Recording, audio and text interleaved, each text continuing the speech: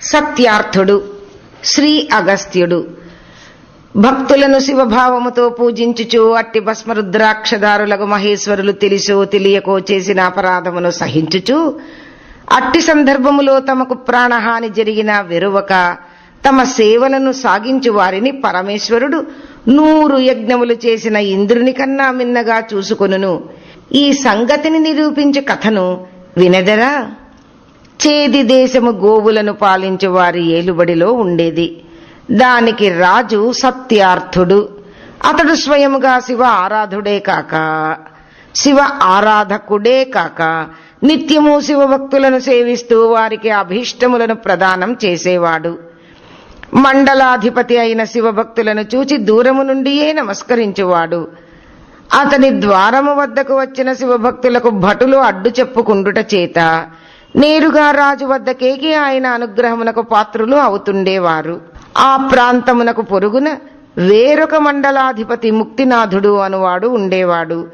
సత్యార్థుని భక్తి ప్రపత్తుల వలన దీనుల పట్ల అతని కరుణ అనుగ్రహముల వలన కలిగిన పేరు ప్రఖ్యాతులతో దిక్కులు మోగుచుండగా ముక్తినాథుని హృదయం ఈర్ష్య అసూయలతో కాగుతుండేది.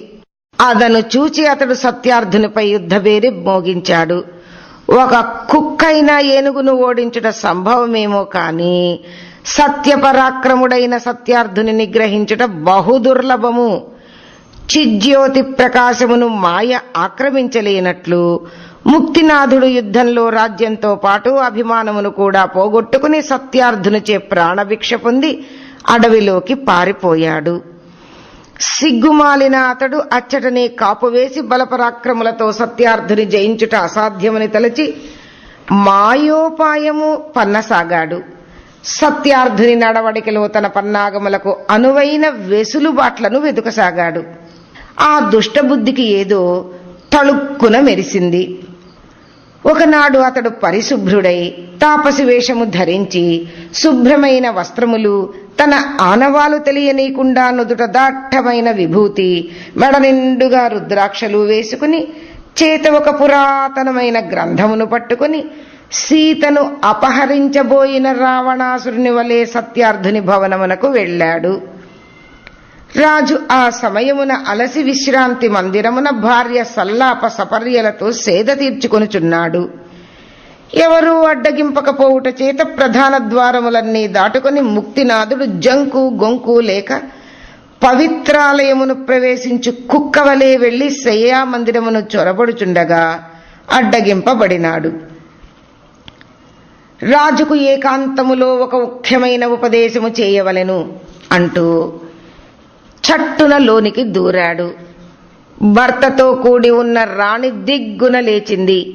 శైవ లాంఛనములతో చేత పుస్తకముతో పవిత్రతను తెచ్చిపెట్టుకున్న అతన్ని చూచి శంకింప పనిలేదని సరిపెట్టుకుని తన పతి పరమేశ్వరుని లేపి వచ్చిన మాహేశ్వరుని వైభవం తెలిపింది. సత్యార్థుడు ఆత్రతతో లేచి వచ్చినవాడు మారువేషములో ఉన్న శత్రువే అని గుర్తించలేక అతనికి భక్తితో నమస్కరించి వినయంగా ఉన్నతాసనంపై కూర్చుండబెట్టి అతని పాదములకు ప్రణమిల్లాడు. స్వామి, అజ్ఞానముతో నిద్రపోవుచున్న నన్ను మేల్కొలిపి తమ దివ్య దర్శనమును అనుగ్రహించారు. నన్ను, నా వారిని, నా వాటిని పావనము చేశారు. ఏమి చేయవలనో ఆజ్ఞాపించినచో చేయుటకు సిద్ధముగా ఉన్నాను, సంశయింపవద్దు అని రాజు నమ్రతతో విన్నవించాడు.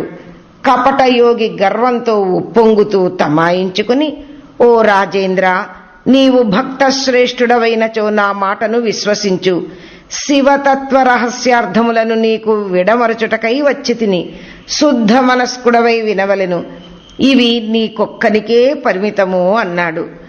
రాజు భార్య వంక చూడగా ఆమె నమస్కరించి వైదొలగింది.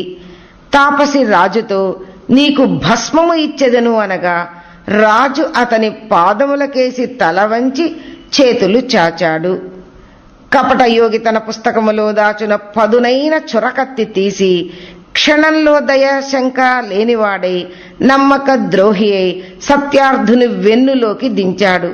శివశివ! ఆ వేటు తిన్న రాజు హతోస్మి అని కేకబెట్టి శివనామములను ఉచ్చరిస్తూ ఆక్రోశించాడు. ఇది విన్న ద్వారపాలకుడు వెంటనే లోనికి ఉరికి తాపసిని ఓడిసిపట్టి కరవాలము తీసి అతని మెడ తరగునంతలో తెలివి తెచ్చుకున్న సత్యార్థుడు, తాపసిని ఏమైనా చేసినచో నా మీద ఒట్టే అన్నాడు.